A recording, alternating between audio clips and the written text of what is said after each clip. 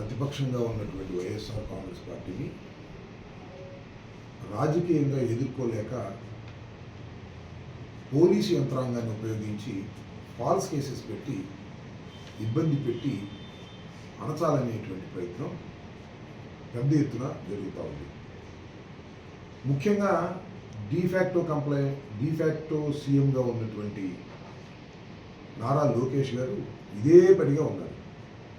Police వ్యవస్థను ఉపయోగించి YSR Congress party నాయకుల్ని, సోషల్ మీడియాలో పనిచేస్తున్నటువంటి వ్యక్తుల మీద తప్పుడు కేసులు పెట్టి వేధించాలనేటువంటి ప్రయత్నం చేస్తున్నారు. నేను మీకు ఒక ఉదాహరణ చెప్తాను. నేను జనవరి 31వ తారీఖున చంద్రబాబు నాయుడు గారిని దూషించానని, అనరాని మాటలు అన్నానని నా మీద కేసు పెట్టారు. చిత్రం ఒక కేసు కాదు, 36 కేసులు పెట్టారు. మళ్ళా దానితో పాటు నిన్న పులివెందుల్లో ఒకటి, వేంపల్లిలో ఒకటి 2 పెట్టారు. దానికి విచారణకు వెళ్ళి నన్ను హాజరై వచ్చారు. ఇంకొక విషయం చెప్పాలి మీకు.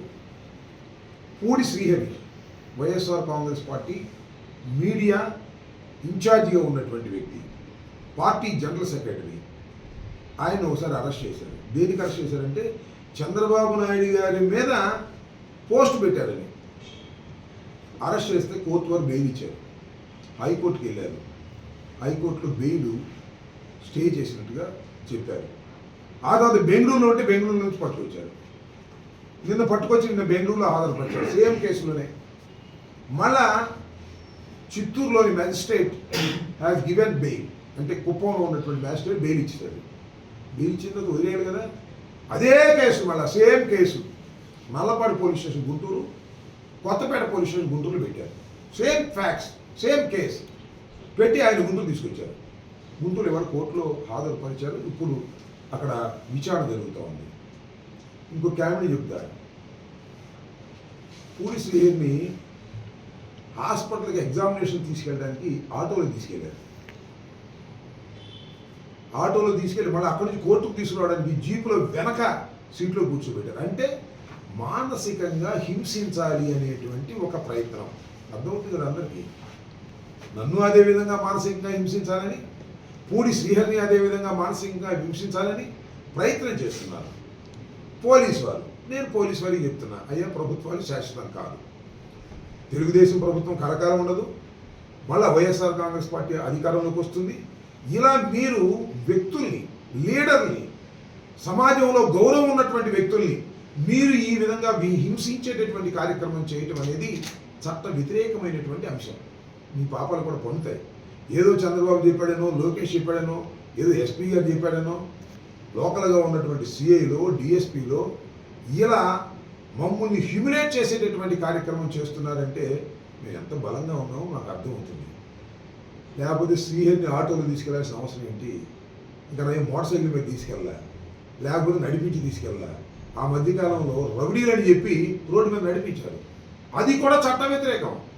ఇలాంటి చట్ట వ్యతిరేకమైన కార్యకలాపాలకి పోలీసులను ఉపయోగిస్తున్నారు తప్ప ఈ రాష్ట్రంలో లా అండ్ ఆర్డర్ కాపాడటానికి మాత్రం పోలీసులు ఉపయోగించుకున్నారు. డైరెక్ట్గా హత్యలు జరుగుతూ ఉన్నాయి. మొన్నక పత్రికా విలేకరిని నడి రోడ్డు మీద నరికేశారు. లా అండ్ ఆర్డర్ ఎట్లా ఉందో అర్థమవుతూ ఉంది. మొన్న ఒక విలేకరిని కొట్టారు. ఇలా విలేకరుల మీద కూడా దాడి చేసే పరిస్థితులు వస్తున్నప్పుడు వాటిని ప్రివెంట్ చేయడానికో, అలా దాడి చేసిన వారిని శిక్షించడానికో పోలీసు యంత్రాంగం పనిచేయకపోవడం చాలా దురదృష్టకరమైనటువంటి పరిణామాలు. ఈ పరిణామాలు సమాజానికి మంచిది కాదు. ఇలాంటి పరిణామాల వల్ల సమాజంలో శాంతి భద్రతలు క్షీణించిపోతాయి. క్షీణించటం వల్ల సమాజం చిన్నభిన్నమవుతుంది, గుర్తుపెట్టుకోవాలి. అంతేకాదు, పోలీసు ఇంత అరాచకంగా ప్రవర్తిస్తూ ఉంటారు అనుకోండి, చట్ట వ్యతిరేకంగా ప్రవర్తిస్తారనుకోండి, ఎందుకు ఊరుకుంటాం? మేము ఖాళీగా ఊరుకుంటామా? పోలీసులు తప్పు చేస్తే పోలీసులు కూడా నిలవేసే పరిస్థితి వస్తుంది. లెక్క చేయాల్సిన అవసరం లేదు. మీ లాఠీ ఇచ్చింది దుండగుల మీద మీరు లాఠీ చార్జ్ చేయడానికి, మీ లాఠీ ఇచ్చింది నేరస్తుల మీద లాఠీ చేయడానికి. అంతేకాని పొలిటీషియన్స్ మీద లాఠీలు విసరాలని, కొట్టాలని, కేసులు పెట్టాలని అనుకుంటే చాలా ప్రమాదం. మీ మీద తిరుగుబాటు చేయాల్సిన పరిస్థితి కూడా వస్తుందనే విషయాన్ని దయచేసి పోలీసు అధికారులు మర్చిపోవద్దని మనం చేస్తున్నాం. ఇవాళ 2 సంవత్సరాలు అయిపోయింది ఈ ప్రభుత్వం అధికారంలోకి వచ్చి. ఇవాళ పరిస్థితులు మారుతూ ఉన్నాయి. ప్రభుత్వ వ్యతిరేకత విపరీతంగా పెరుగుతూ ఉంది. పోలీసు యంత్రాంగాన్ని అంతా కూడా వైఎస్ఆర్ కాంగ్రెస్ పార్టీని అణచడం కోసమో ఇబ్బంది పెట్టడం కోసమో ఉపయోగించే కార్యక్రమంలో నిమగ్నమైపోతే పోలీసు యంత్రాంగం నిర్వీర్యం అయిపోతుంది. అలాంటి పోలీసు యంత్రాంగం అంటే భయం లేని పరిస్థితి, అవసరమైతే తిరుగుబాటు చేసే పరిస్థితి కూడా వస్తుందనే విషయాన్ని పోలీసు యంత్రాంగం, ముఖ్యంగా ఐపీఎస్ అధికారులు, ఇండియన్ పోలీస్ సర్వీస్ చాలా కష్టపడి మీరు చదువుకొని ఐపీఎస్ అయ్యి లా అండ్ ఆర్డర్ను కాపాడతామని ప్రమాణం చేసి మీరు అధికారంలోకి వచ్చిన వాళ్ళు ఎవరికో చెంచాల్లాగా పనిచేయటం అనేది చాలా దురదృష్టకరం.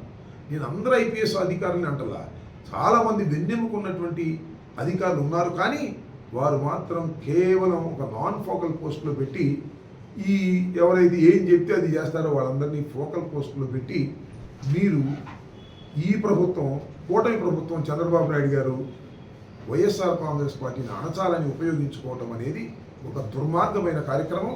ఇది కలకాలం కొనసాగదనే విషయాన్ని దయచేసి గమనించాలని కూడా ఈ సందర్భంగా నేను చెప్పదలుచుకున్నాను.